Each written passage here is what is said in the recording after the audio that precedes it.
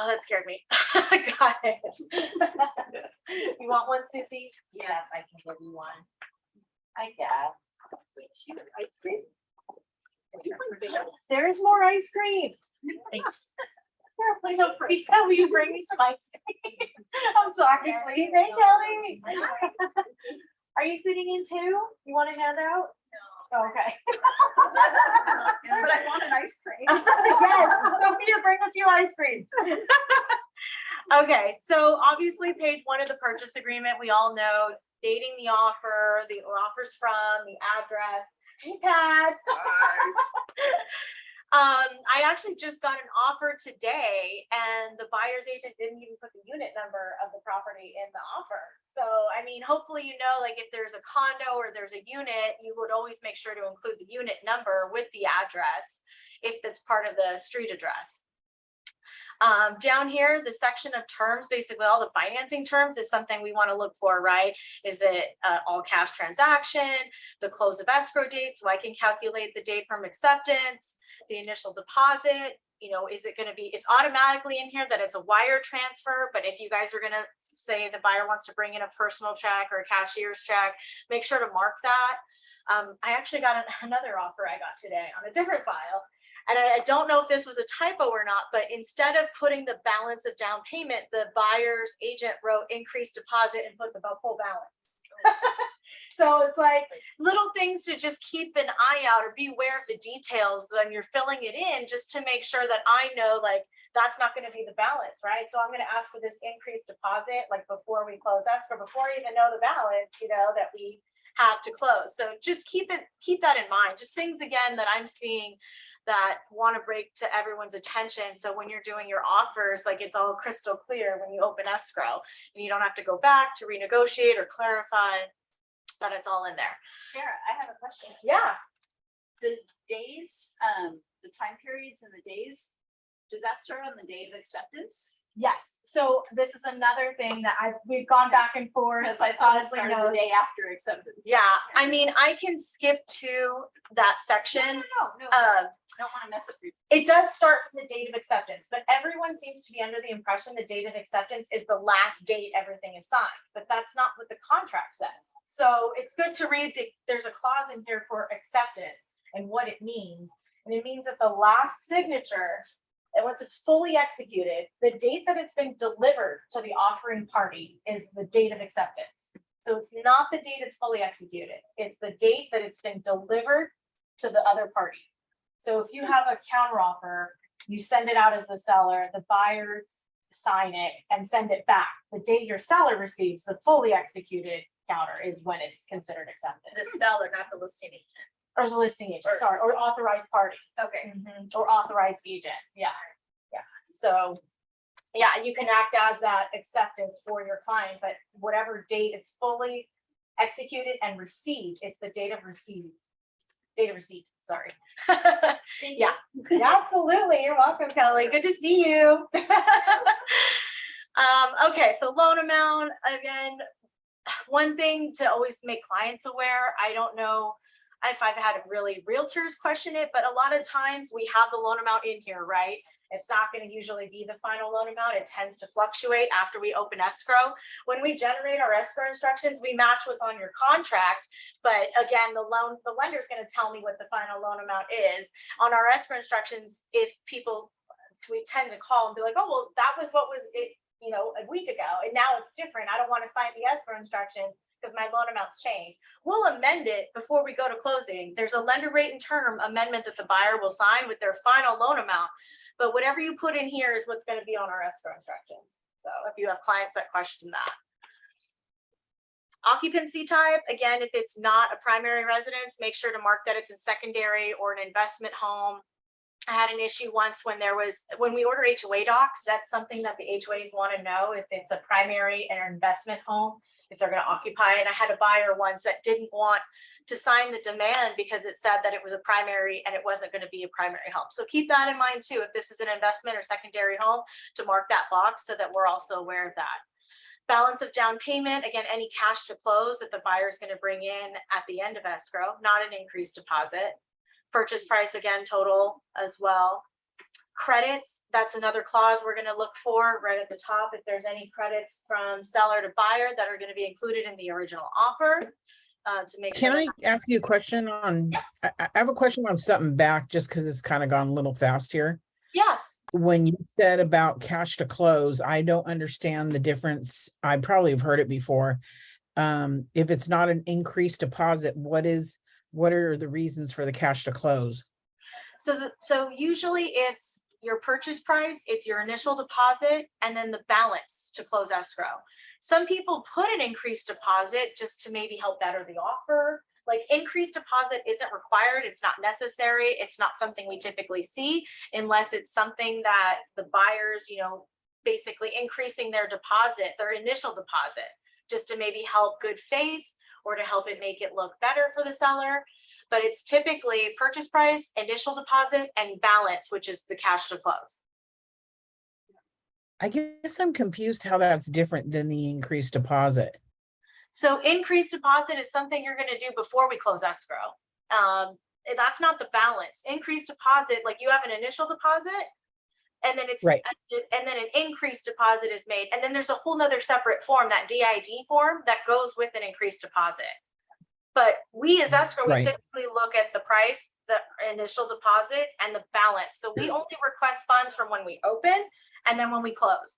But if you're going to do an increased deposit, then there's also still going to be a balance, because again, there's fees on top of your balance. Does that make sense? Like, you have a balance. Yeah. Okay.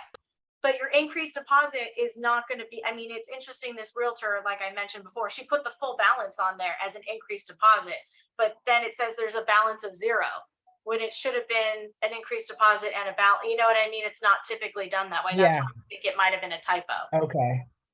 Yeah, unless that's just why she wanted to do it, but it's not typically done that way. Thank you for that. Oh yeah, of course, of course. Feel free to stop me anytime, guys. So credits to buyer, appraisal contingencies. When it comes to contingencies, we don't typically include a lot of them in our escrow instructions because we don't handle contingency removal. I never even get a copy of the appraisal report unless there's issues with the appraisal report. But I do include some things if it pertains to a contingency of sale or something like that, it does affect my escrow, or it affects how I handle the escrow transaction. But we don't do contingency removals. We don't handle loan contingencies, appraisal contingencies, none of that's actually done through escrow, but unless it affects us. Time of possession. So this is something we'll also include in our escrow instructions. Again, for us, it's more of a memorandum item. Like, we don't actually hand keys between the parties, but we do include in our escrow instructions if there's a seller in possession after closing, or if it's rent back or anything like that. We do actually include those terms, but we don't actually handle the transfer of possession, just so it's clear in the escrow instructions. Signed escrow holder provisions. So here's another good, I've marked it, it's highlighted.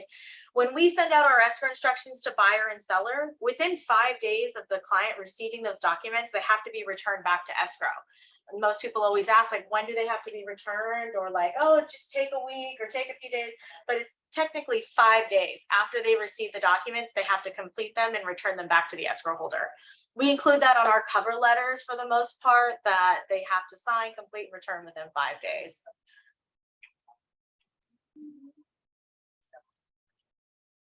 Another thing just right underneath that, I know it's not highlighted, but for me as escrow, I always make sure to assist my realtors on ordering HOA docs right when we open. So something else to consider when you are opening escrow, if you do have an HOA on your property, like the days after acceptance is 3 days. Most HOAs require upfront fees. And then, it takes a few times to get a credit card or a check or something like that. So something to keep in mind, because you have a time constraint on making sure that those fees are paid and the docs are ordered. Okay. Fees. This is basically all of our allocation of costs. This is a huge section for escrow. And important to make sure that these things are marked. Like I said, I have a lot of offers that come in and some of these boxes aren't marked, when I know like every file has county transfer tax and it's not marked who's going to pay for it when it's automatically due from the county. NHD report is typically paid by the seller. includes the tax information report. You can add the environmental report if you'd like as well. That's something, you know, you guys can negotiate or request. So something to keep in mind there. Under the blank reports, you know, sometimes I see home inspection, sometimes I see termite. You know, if there's septic, I've seen septic reports, other reports that need to be done through escrow. If that's something that you want for your buyer, something that you've discussed with them, just make sure to mark who's to pay. And you know, if you put the report here for termite, that doesn't necessarily clarify if there's going to be termite completion. So you could put that down here below, like termite section 1, who's to pay for it, if that's something that the buyer wants done through escrow. Government required points of sale inspection. So that'll be any city reports, any city requirements, resale requirements, you know, government law mandated reports, including like the state of California defensible space inspection. That's newer to our state. I'm going back and forth with people right now on that report on different counties. It's required for the whole state. It's definitely something that's newer if your properties are in fire hazard zone, something to look into. NHD reports will clarify if the property is in a severe fire hazard zone, in which case it will probably be required. It's typically something that I've seen the seller pay for, the seller be responsible for. There is a CAR disclosure for defensible space inspections where you can make the buyer responsible for it if that's something you guys want to agree to. Escrow fees, so each to pay their own, you know, both, it's basically 50-50 either way, but to each pay their own fees would also mean that if we need to do a credit, we do offer, like for my escrow company, like veterans credits, military discounts, first responder discounts, and that way we can credit. Like escrow is governed by the Department of Financial Protection and Innovation Department for the state of California. Like you guys are governed by DRE, we're governed by DFPI, and we're very strict on our fees have to be equal, everything has to be mutual. So everything is typically 50-50 unless something's like pre-negotiated, but it's typically not done that way because the DFPI wants to make sure that everything's equal and mutual. Owner's title insurance policy, it's typically something the seller pays for. Owner's title insurance is basically it's the seller's way of ensuring that the buyer gets free and clear title. The owner's policy covers basically making sure it's a free and clear policy to the buyer when they purchase the property. So all the liens and judgments, everything gets cleared basically through that owner's insurance policy. The buyer's lender insurance policy, that's a lender required item. If there is a loan on the property, the lender typically requires lender's title insurance just to make sure they're insuring their lien, endorsements on the property that they want, if there's an HOA or environmental, things that the lender may require. And it's automatically something the buyer pays because again, it's a buyer's lender requirement. County transfer tax, every county has transfer tax, so it just depends on what county your property is in, who's going to pay for it. It's typically a seller cost. Same with city transfer tax. It's a typically seller cost, but not all cities have city transfer tax. Locally around here, like Los Angeles City has transfer tax, Riverside City has transfer tax. Not much other SoCal cities have that, but again, to let us know if seller's going to pay for it or buyer, or if it's going to be split both ways. HOA fees are always paid by the seller. We're ordering those HOA docs like I had mentioned on the previous page. There's typically upfront fees for those preparing of disclosures and HOA documents. So it's good to know who the HOA is, how much it's going to cost, what the turnaround time is, and what kind of forms of payment do they accept. HOA certification fee is something that the buyer typically pays for. It's also known as an HOA questionnaire. Sometimes it can get confusing, but they're both the same, HOA certification or HOA questionnaire, and that's a lender requirement. So if it's required to be part of the transaction for the buyer to get their loan, the buyer has to pay for that. But otherwise, we don't typically order it unless we're instructed to. HOA transfer fees is something that the seller typically pays. Sometimes those transfer fees are actually already automatically included in the preparing of disclosures and preparing of HOA documents, but seller typically pays for those fees. There is a little side note over here to just keep in mind. Some HOAs do have move in and move out fees, and just to clarify, buyer and seller will each pay their own move in or move out fee. So just something to keep in mind. Private transfer fees, we don't typically see them, but it's already designated in here, the sellers to pay for that. It's something I won't know until we open escrow, until I see the prelim, until I know if there's any transfer fee that's separate from, you know, the city, the county, something that would be probably recorded on title, maybe land lease, transfer fee, something like that. Extra fees or costs, just to let me know if there's a TC fee, if there's risk management fee, termite section 1, like that's a good place to put all of that. Just to make sure I know if buyer's paying for risk management, if buyer's paying for a transaction coordinator or any other miscellaneous fees, staging invoice, I don't know, you know, anything you can think of that may need to be billed through the file. That's another good place to put it. Home warranty, yeah. So you talk about termite clearance, right? Or Yeah. section 1. Yeah, But so where have you been seeing that people put it, or are they not putting it now? Or So- assuming they're gonna start putting it again. right, so like people typically put the report for termite up at the top in the Uh-huh. Q2 or Q3 section, and then down, oops, sorry, my mouse got ahead of me. And then down in the Q16, Q17 is where I would put termite section 1 clearance.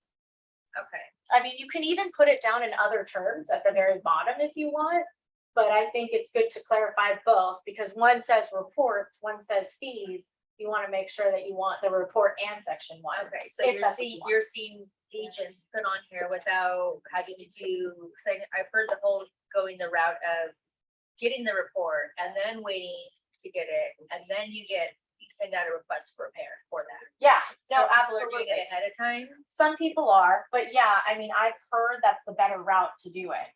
Like from realtors, like I've heard that's the better route. And again, this isn't me telling you what's right and like what's the best route. Like I'm not a licensed realtor, you know, but I'm just telling you things that I miss or I see. Because sometimes it's getting, I think, confusing in escrow when I'm getting the report costs and then I'm like, wait, I got completion, who's paying for it? It's not in the contract, or vice versa. Like, oh, I asked for termite. Oh, you only asked for the report. So I just think it's better just to be clear what you want, and that you want to do that way, which I've heard is the better way to do it. Well, I don't know if anyone heard Susie, but she's saying that requesting the termite inspection report to be ordered and paid for by the seller, and then when the report comes in escrow to do a request for repairs, and then ask the seller to do section 1 after you've already opened, and then, you know, negotiate it from there, which I've heard is the better route. I mean, I think it goes either way. It just depends on what your client wants, what's a deal breaker, right? Or what you want to negotiate. But just, I would make sure that all the parties, like the realtors and the clients, are aware that, oh, we're only requesting termite report. If there is work, we'll request it later. You know, just because I feel like I'm getting reports and no completions and they're thinking it's supposed to be included. Right. So as long as it's clear, you know, is it the report and completion, just the report? You know, just to make sure that we're all aware. So I know what kind of bills to expect. Yeah. And if you do the request for repairs, and let's say you guys negotiate credits after, or you negotiate the work to be done, just make sure escrow gets a copy. Because sometimes the request for repairs isn't something that typically escrow sees. It's not something we want the lender to ever see. So it sometimes gets missed to be sent to us to make sure that we debit and credit each side. Or make sure that I know I'm getting an invoice for termite, the work's going to be done and I have to pay a bill. So if you guys do negotiate those things when we're in escrow, just make sure that if there's anything to do with money through the transaction, that your escrow holder is getting those notifications, those documents, those invoices, so we're aware. Because you don't want to get down to the 11th hour and then there's a bill you have to add, and sometimes we can't add it. So it's important when you know there's going to be changes in terms of fees and financials that we know right away, so that we can start to prep and adjust the estimate and make sure that the lender's aware. Because if you try to add an invoice, especially to the buyer at closing, you're not going to get it. With credits, you may be able to, but again, you have to ask, the lender has to approve it. So it could be denied. So definitely something to just keep in mind. Property addendums. So anytime you guys are adding any addendums to your contracts, just make sure escrow gets a copy of it. You know, sometimes we open up escrow and we see that there's a buyer intent to exchange or seller intent or addendums that are marked on this page, and then they don't come with the contract.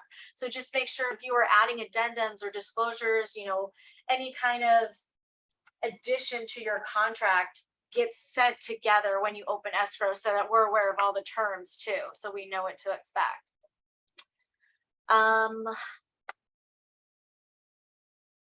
Initial deposit. So this is again another clause. So when I'm going back to the increased deposit, that's their initial. Then there's another clause here about that increase. So that's another part that you might want to double check with your brokers too, because liquidated damages, I think that's all going to be on the DID form. I haven't received that DID form, so I'm not quite familiar what's on there, but if you do an increased deposit, the DID form is required. So just make sure if you submit an offer with an increased deposit, you also submit the DID when at the time that increased deposit is supposed to be due to escrow.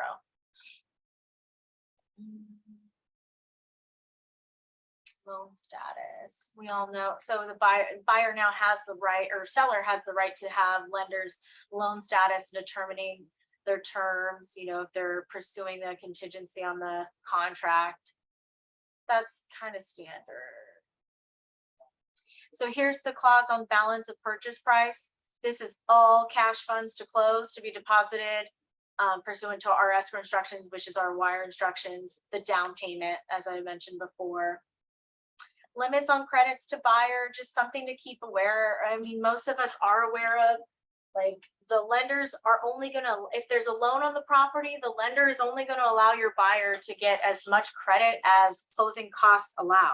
So if they're getting a loan and the buyer's estimate shows that they have $10,000 in closing costs total for everything, escrow, title, lender, everything, they can get credits up to 10,000. They cannot get credits more than that. So if you're doing credits through escrow, just make sure if it is a large sum, like 20, 30,000, that you double check with escrow and the lender to make sure there's enough closing costs to cover that credit that the seller is going to give buyer.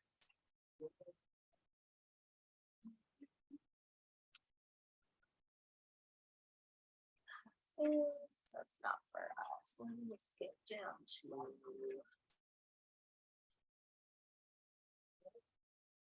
So leased or liened items and systems. So mainly this would pertain to like solar. If you have a property that's in escrow, or you're going to write an offer on something that's in escrow, that's another thing to hopefully include in other terms. If the buyer is going to assume the lease of a solar, or if they want the seller to pay off the solar, or if it's just going to be transferred and buyer to pay off the solar through escrow. There's some, it depends on the solar company. They have different options, but it's just something to keep in mind if you know the property has any kind of leased or liened items, or if you are the listing agent and you know that there's solar, make sure to clarify the solar is going to be paid, transferred, leased, assumed, so that we know when we request these documents from the solar company, what are the options that the parties want to do with regards to transferring. Allocation of costs. So then these are all the clauses that we kind of in detail, the fees that we went over. Like I mentioned, the government required inspections, city requirements, you know, LA has their 9A report, Long Beach has the garage resale report, fire hazard zones have the defensible space inspection. So all of these things fall under the point of sale requirements, what needs to be done. Reinspection fees, that's something for the buyer. If they have any kind of reinspection, the buyer could incur those costs, especially if it's a lender required item. Home warranty. So in escrow, we get told, you know, if there's going to be a home warranty, which is funny. This is another item where I've seen people put in the dollar amount for the home warranty and not tell me who's going to pay for it. Another thing to be mindful of with home warranty is a lot of times people just put 500 or 600 and they don't really know what the cost of the home warranty that they want is, and then it ends up coming higher than what they anticipated. So it's good to make sure you know the type of coverage you want for your buyer so that you have enough funds in escrow allocated for that full coverage of what you want. And us in escrow, you know, I don't know the property condition. I don't know what's in working order, what's included. You know, I don't have access to the MLS. So you want to make sure that all the coverage options that you want for your buyer, that the buyer wants, are included, and you have requested enough funds to cover that. Otherwise, buyer will have to pay the difference, or I've had some agents cover the cost if it wasn't, you know, anticipated. Just again, something to keep in mind when you're completing your contract and filling out that dollar amount. Disclosures, that's all for you guys. Withholding taxes, so something to keep in mind. State Franchise Tax Board withholding. There's FERPTA withholding, and then there's Franchise Tax Board withholding. The FERPTA is from the IRS, and the Franchise Tax Board is from state of California. So technically, the civil section code like reads that the buyer is responsible for making sure that if the seller has to pay withholding tax to the Franchise Tax Board, it's the buyer's responsibility to make sure it's done. That's the civil section code. But with an escrow holder, we're the withholding agent. So technically it falls into us as the escrow holder to make sure that we withhold from the seller if it's required. You have a CAR form, that AS form that's listed in here. That's your seller FERPTA disclosure, which is another way you can disclose to the other side. If you need that QS form though, we can sign and fill that in for you too. The FERPTA is if their seller is a foreign seller, as long as you have a valid US tax ID number for the United States, then you're exempt from FERPTA. You don't have to pay that tax. But if you have a foreign seller and has no valid US tax ID number, then that seller is subject to FERPTA, and that withholding tax can be up to 15% of the purchase price. So just something to keep in mind when it's the seller. State Franchise Tax Board, most sellers can claim the property as their primary residence for 2 of the last 5 years, and they're exempt from that. But if it's not been their primary residence for 2 of the last 5 years, they could be subject to. There are other exemptions that they could qualify for, but that's usually the main one. And if you want a copy of those forms, or if you have questions on those, just let me know. I can give you blank ones for the 593 form instructions or the FERPTA, so you can see what that looks like too. Happy to give you some blank ones. Condo disclosures, again, you know, with escrow, I like to make sure, like Susie knows, my realtors know, that if you're listing a property with an HOA, just to make sure that we can get those in advance for you, at least find out what the turnaround times are, the upfront costs are. As you're writing offers, you don't have to be so concerned with it because it's up to the seller and the listing agent to make sure that those get ordered. But just something to keep in mind for your buyer if you're following your contingency periods, that you know that the seller has to do this within so much time, making sure the HOA docs get paid and ordered within 3 days, and then your turnaround time for receipt and review of all those documents that are listed in here that have to go to the buyer. Natural hazard disclosure report that I had mentioned. You know, it's just the one thing right now with the NHD report is that defensible space. For example, I have a new escrow I just opened in Lake Arrowhead, and we're going back and forth right now about about if it is or isn't required in Lake Arrowhead. And it's all fire zone. So you would think it's required. I called the fire marshal, it's required. The whole state requires that zone. I mean, I called another escrow company up there too, and all they could tell me is like, oh, that's not an escrow responsibility. Escrow doesn't do it. That's a realtor responsibility. But it's still a state requirement. It's almost like getting a city inspection report. So, I mean, I like to make sure that we've done it and it's completed and it's in our file if the property falls within a fire hazard zone. It'll state on your NHD report if it is or isn't, and then there's a link on your report so you can request it. So it's pretty easy to do. It's only time consuming because the Cal Fire Department doesn't really have the structure set up for the law that they created. So if you know that you're listing a property or you're writing an offer on a property that's in a severe fire hazard zone, I would just make sure that everyone's on board, making sure that a defensible space inspection gets ordered right away, because it does take 5 days from submitting a request to even just get a phone call to schedule an inspection with Cal Fire. So something to keep in mind. Title investing. So this is all what escrow is going to do, you know, opening title, making sure the report gets to all parties, running an SI, making sure that we clear anything that's on title. kind of all standard stuff. I don't know if you are familiar with title reports, but when you're in escrow, I always recommend the realtors do review the report, at least just skim through it and see if anything might catch their eye or they want to question. For the most part, it could just be a clean report and we have to pay liens and things like that. Sometimes you'll see judgments and things that are recorded on the title report that you're not aware of. You know, you won't see the same things on a property profile report that you would on a prelim report. So just something to keep an eye out for. But escrow is responsible for making sure we get it all cleared, making sure the SIs get run, all that good stuff, making sure that the buyer provides us with their new vesting on how they want to hold title. You know, the two most important things that the lender wants if there's a loan on the property is the vesting and the buyer's homeowner's insurance, the evidence of insurance. So, Sure. yeah. In regards to the prelim, how Yeah. long does it usually, like, what do you all need in order to get that from title? Or are we, or who's, you guys are gonna order that, right? And do you need certain things before you can order that? And what's the time to get it back? So it takes anywhere from 3 to 5 days to get a report, you know, if it's not on a rush. You know, sometimes we open escrow and you're on a 10-day escrow and it takes 3 to 5 days to get the prelim and they have to have 5 days to review it.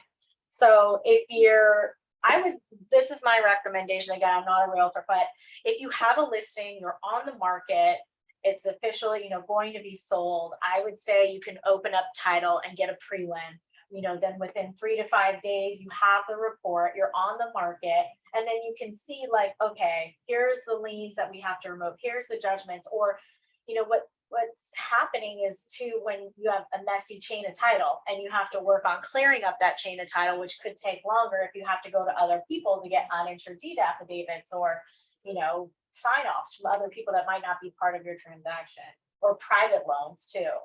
So I would say if you're on the market, you have a signed listing agreement, you can get a prelim report order. You don't necessarily need any other information other than a purchase price or a list price, just an estimated amount, the property address and the client's name. And then when we open escrow, we have title updated with the buyer, the purchase price, you know, and get all the things updated with fees. But it's good to see so you know what's going to be on title, what's going to be an issue, what's not going to be an issue, or if there's anything to clear. But I wouldn't get it until you know you're on the market, you have a signed listing agreement. That way you have the open order ready to go, but you're not doing it in advance, opening orders without having, you know. Yeah. Alta policy. Title report, again, just making sure that we get it to the buyer to review.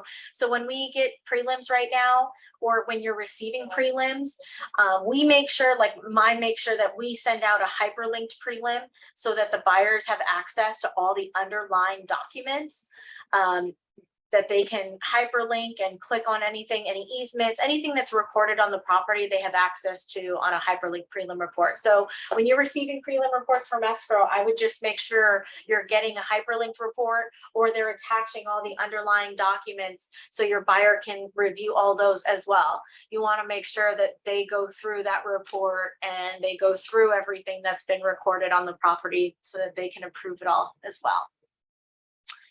Contingency removals, like I said, we don't actually do contingency removals through the escrow. You know, if the property, the close of escrow is subject to, you know, us making sure that buyer has to replacement property, things like that, things that affect our closing date or things that affect the escrow itself, then that we will put in our escrow instructions, but we actually don't handle the removals or anything like that for these forms.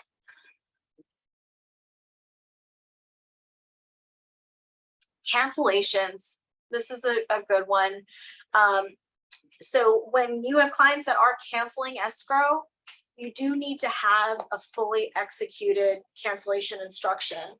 So even if there's no money on deposit, I mean, we don't necessarily do an escrow cancellation form, but you should cancel your contract no matter what. Even if they ghosted you, at least you've made your attempts then for a request of cancellation of contract. But anytime you have a fully executed purchase agreement, you should always make sure you get a fully executed cancellation instruction. If there is money in escrow, we cannot release those funds without a fully executed cancellation instruction or a court order instructing us basically to release those funds. It's just to make sure that we don't side to either one. You know, escrow is a neutral third party, and we need to make sure both sides are in agreement of the release of funds and who's it to and for how much. Is it the full amount? Is it a partial? It has to be mutually agreed upon between all parties. Prorations.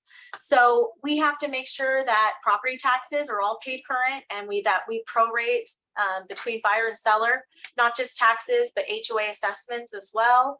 Rents, if there's tenants, we prorate those. Rents have to be paid current too, unless there are terms in the purchase agreement that everyone's willing to make sure that the rent's not paid and buyer's aware they're taking a tenant that's delinquent. But for the most part, everything has to be paid current, and that we prorate everything based on a 30-day month and based on the date we close escrow and the date obviously that the next bill is due. Taxes are confusing because, you know, right now we just started first half installment of fiscal year 2022 to 2023. So it gets confusing on how you prorate. Currently, the tax bill is not out yet. Been checking the tax roll every day, waiting for that tax roll to open up. So just keep in mind, taxes will come out either at the end of this month or beginning of next month. And then sellers will start to have to pay that first installment due, or will be paying that first installment coming up here in the next, 30 days or so. Brokers, agents, compensation. So just again, we get instructions from you guys on compensation, your listing agreements, what we're supposed to deduct and charge through escrow, just to make sure that we get those commission informations and the agreements between the parties, so we know exactly who to charge and who to debit. If you do have CDAs, Keller Williams has CDAs, just make sure to get us your commission disbursement breakdowns too, so we can make sure that they balance. I have an escrow right now. It closed last week. I think it's been over a week, and I'm still waiting for a CDA. Not our office, but not this office, a different office, but just something to keep in mind to make sure that you can get all your numbers cleared away before we close. And you guys separate commissions, right? You Yeah. don't have to show each other, well, we're not Yeah. bifurcating, Yeah. see what we get.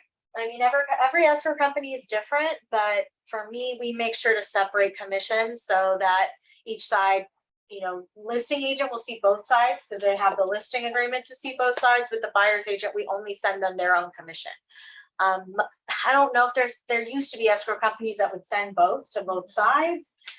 You can always ask the escrow holder to make sure that they separate it just to be sure.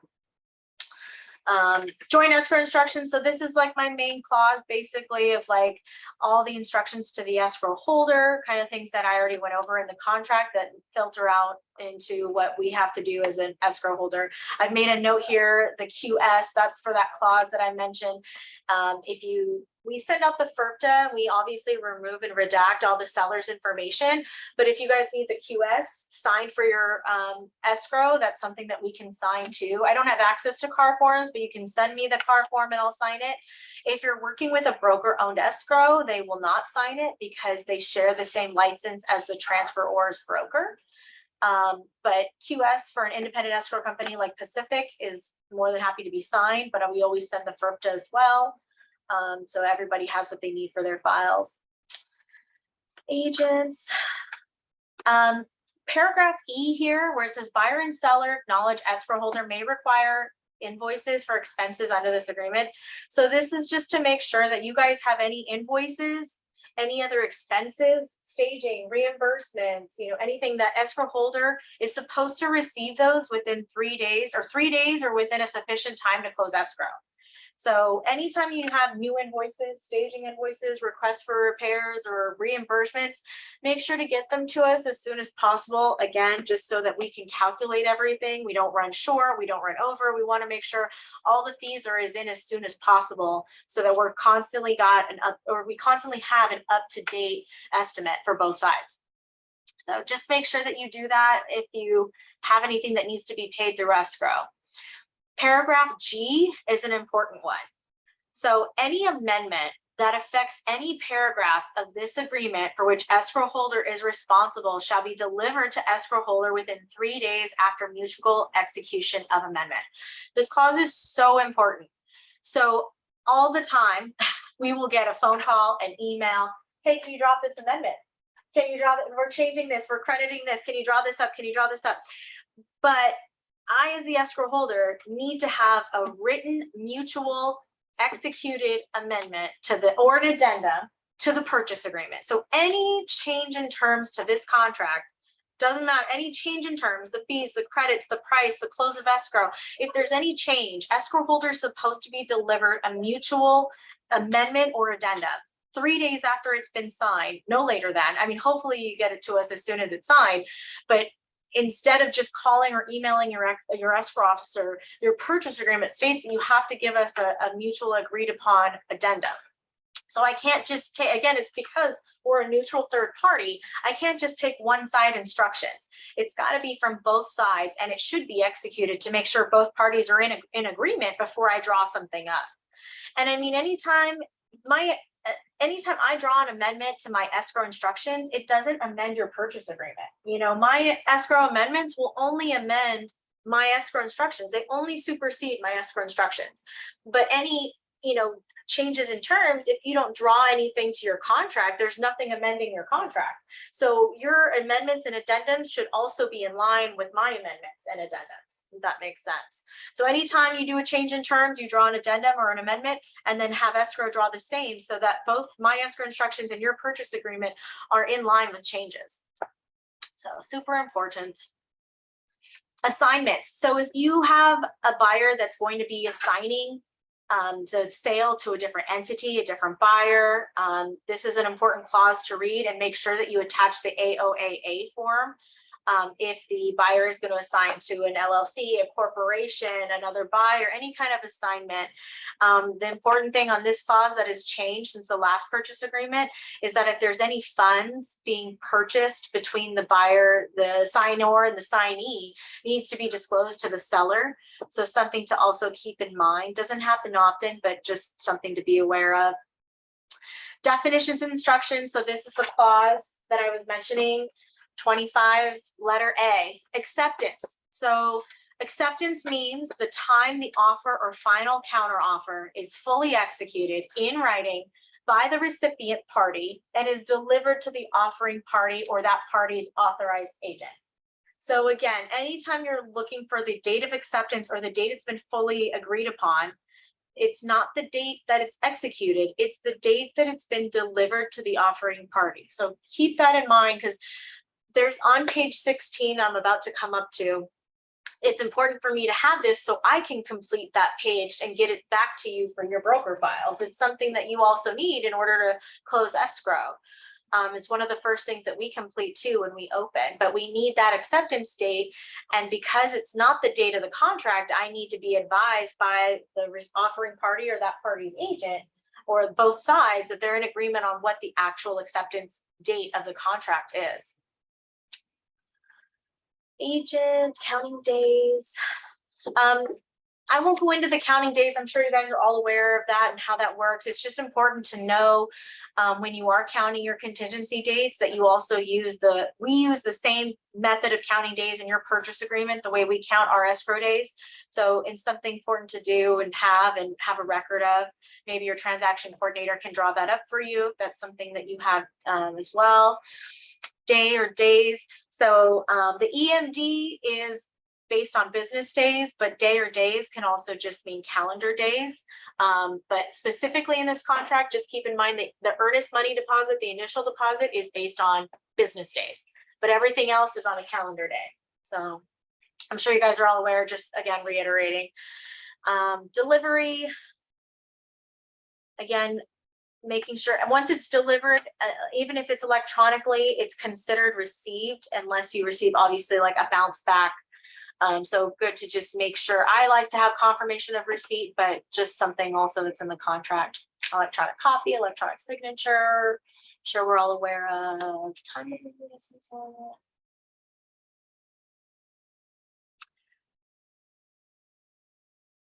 So no, I don't need to go into that. That's all something that you guys are aware of as realtors. I'll skip down to my page. So page 15, here's where I'm going to look for making sure everyone's fully executed, buyer and seller.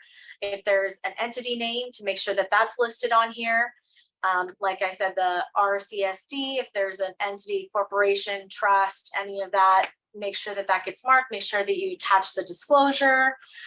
Acceptance, I have had it happen. I know it sounds crazy, but the sellers write a counteroffer, but the listing agent or the seller forget to mark the box that there is, it's subject to a counteroffer. It's important if you are gonna, counter the offer or counter a counteroffer to make sure that you mark those boxes that it's subject to another counter. Same with sellers, entities, to make sure that this is all signed. And then page 16. I know it sounds silly, but nobody completes this page. Literally, I have one offer I got today and the buyer's agent only put his name and his license number, no phone number, no email, no office information. It's important when you're filling this out to fill in the information, because not only do I need it, the lender needs it. This page has to also go to the lender as well, and they want it fully completed with signatures, information, license numbers. I've had agents do this page and their license numbers are wrong too. We look up all their license numbers when we open escrow to make sure everyone is licensed in the transaction. And I've had people transpose or miss numbers, so just make sure to just take your time to input this information as well, because this page is important to escrow and the lender. We both need it. And you want to make sure that we have your correct contact information. This is going to be the page that I use for your email address, your phone number, your office address, so I can generate commission instructions. That all has to go on my escrow. So I want to make sure that I have all the correct contact information and address for you, for your office, your broker. And then down here, the section, this is what I had mentioned, like in order for me to complete my section, this page has to be fully executed as well. And then I also have to have that date of acceptance. So escrow holders advise buy, and I have to make sure like the agents, all parties have given me the acceptance date so that I could complete it. So it's important when you open escrow to also confirm with me what your acceptance date is, so then I can fill it in here and make sure that all parties are in agreement on what the acceptance date actually is. And then I'll send this back to all parties, the lender, then it's fully complete and we don't have to go back and revisit this page. And that's basically the book. Yay. Yay. Any questions for me? Anything that stood out that you might have further questions on? Anyone? Hi there. Hi.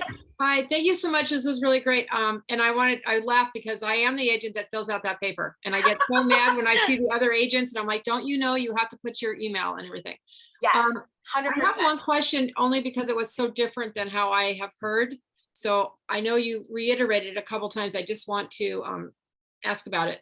About when you're sending a contract and you're going back and forth and waiting for signatures or counters or something. I have always thought that the day, like day 0 or whatever, is after the last signature. Like if you don't have everyone's signature, you're not, like what if somebody didn't sign it? That isn't, you don't count, the clock doesn't count until that last signature is on it. But you said something different. So no, that's true. It's not considered it's not considered accepted or fully executed until everybody has signed. But the date of acceptance is that clause. Date of acceptance, again, is not considered accepted until it's fully executed in writing by the recipient and the receiving party has delivered it to the offering party. So that's your acceptance date. Okay, Yeah. I think I somehow I heard you differently because that's what I always thought. I'm like, wait a minute, it's not right. No, So yeah. I must have You heard do it. have to have it fully executed. It has to be fully executed in writing, but it's not considered accepted until whoever has the fully executed, who's the last person to sign, has sent it to the other side. Okay. Okay. So it's the date that the fully executed contract, like if you're the last person to sign, the date I deliver it to the other person is the date of acceptance. So, I mean, for the most part, as soon as it's fully executed, you're sending it out right away, right? So everyone should have it the day that it's fully executed. But if it's over the weekend or something like that, where, oh, I got it late Saturday night and I didn't send it to the other buyer until Sunday, then your date is technically not accepted until they've received it the next day. And that's date 0. Right. Okay. Thank you so much. Yeah, no problem. Good question. Any other questions for me? Anyone? Oh, I had one more about county wait a minute, where's my question? City transfer tax. Oh, I see. I was just opening that up right now. I know you mentioned LA, but what about Ventura County or like Westlake? No? You know, Ventura, I believe, does. I feel like Ventura actually just amended their county transfer tax. I have that notification at my desk. I can email it to you, Christine. It's like there's like Santa Monica, I think Ventura. There's a few LA cities that just recently amended how they calculate transfer tax, and I can send that to you. If you I want just always put seller. So it Oh, doesn't. yeah. Ventura Okay. is on there. Westlake Village, I don't know if they have city transfer tax, but you know, another thing to just keep in mind, if the city is an unincorporated area, like LA County has or LA, you know, areas have a lot of unincorporated cities. If it's unincorporated, it typically requires LA city transfer tax as well. Okay, thank you. And city transfer tax is a lot more expensive. It could be thousands. But yeah, unincorporated cities will have LA city transfer tax. Westlake, I'm not sure of. I'd have to double check that one. But Ventura, yes. And you're Westlake really complicates it because Westlake is divided in half between Ventura and LA. You know, I just down the had, middle. yeah, I just had a very strange transaction in that area too, where like it was the city was Ventura, but the it was like Ventura County, but it was city of Westlake. It was like up in way rural area or something. It was so strange. I had two different cities telling me different things on one property. But Yeah, the lake is actually, there's a street called La Venta, which means Los Angeles Ventura County line, and the lake is actually split, and this is really weird, but I have a post office box on the LA side where I received all my mail, but I live on the Ventura side. It is less than a half a mile away. You know, my health insurance was $80 some more. oh my gosh. Yeah, the realtor insurance, because I had an LA, really, it's seriously half a mile. So I switched it all out to my actual house, but that was true. Oh my gosh, yeah, it's crazy Thank how you. much things change between those lines. It's good to know both sides, like you said, because you just don't know what the dollar amounts are going to be, or the transfer fees are going to be, or city requirements might be. Yeah. Good questions. Oh yeah, no problem. Thank you guys. Is there anything else? I think we're good then. All right, well, if you need anything, please feel free to call me, email me. I'm happy to help you guys if there's anything you need. I'm always here. Thank you so much. Have a great You're one. welcome. You too.